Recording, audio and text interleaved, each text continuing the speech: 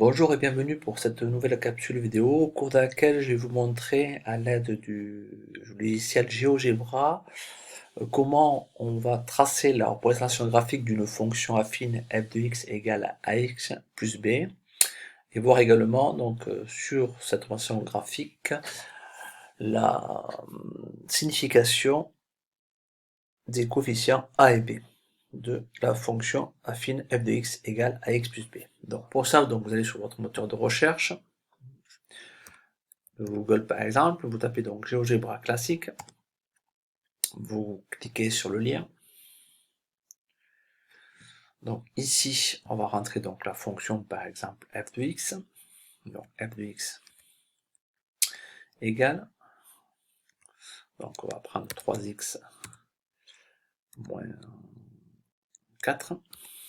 Donc voilà, donc automatiquement on a la représentation graphique de cette fonction. Ensuite, on peut également avoir autre possibilité d'avoir une fonction affine qui est définie sur un intervalle. Donc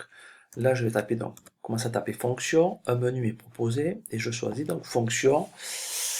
et je vais choisir donc une autre fonction. Par exemple, je vais prendre moins 2x plus 1 par exemple et on va se mettre sur l'intervalle donc moins 4 et 4. Donc là ma fonction elle est ici. Si on veut déplacer le graphique et voir ma fonction donc sur l'intervalle moins 4, 4, donc par exemple, voilà, donc on l'a ici, notre fonction. L'autre fonction f de x, automatiquement, elle est sur l'ensemble donc de l'intervalle de moins l'infini à plus l'infini. Donc ici, vous remarquez que du fait qu'on est entre deux fonctions, il l'appelle différemment, la première f de x, et là, il l'a appelé automatiquement par g de x. Et troisième possibilité,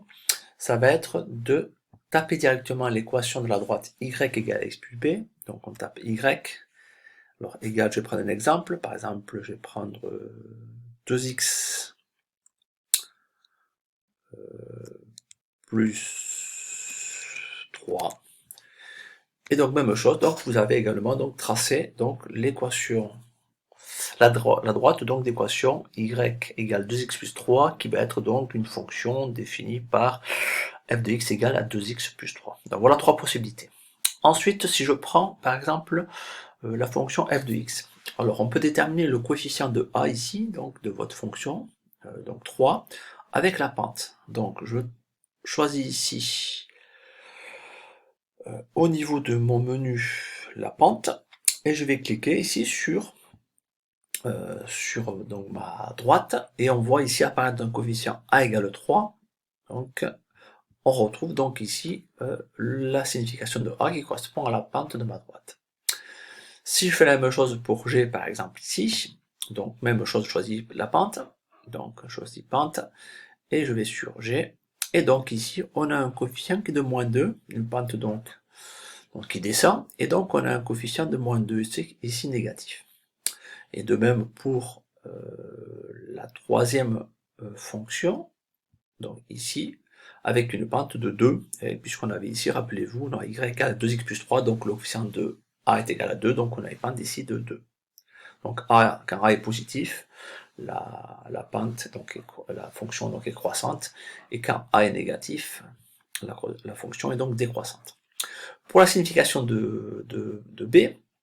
donc je prends ici ma première fonction, mais vous allez remarquer qu'en fait votre b, c'est l'intersection qu'il y a entre l'axe des ordonnées et votre droite, puisque à ce niveau-là, x est égal à 0, donc 3x, donc 3 fois 0, 0, on tombe pour f de x égale à moins 4, donc ça correspond à ce qu'on appelle dans l'intersection entre ma droite ici et l'axe des ordonnées, donc on a un point A, et on voit donc ici la valeur de petit b correspond à ce point-là pour une abscisse égale à 0. Donc on peut faire la même chose pour la deuxième fonction, donc g de x égale à moins 2x plus 1, hop, ici point intersection, le point B, donc pour x égale 0, on a donc ici 1, ce qui correspond ici au coefficient de b ici à 1, et la troisième fonction, donc on avait donc y égale à 2x plus 3, donc théoriquement, notre point d'intersection entre la droite et l'axe des ordonnées, donc être le point C, et on va avoir ici, pour x égale 0, on va avoir ici y égale 3, donc ce qui correspond ici à la valeur de petit b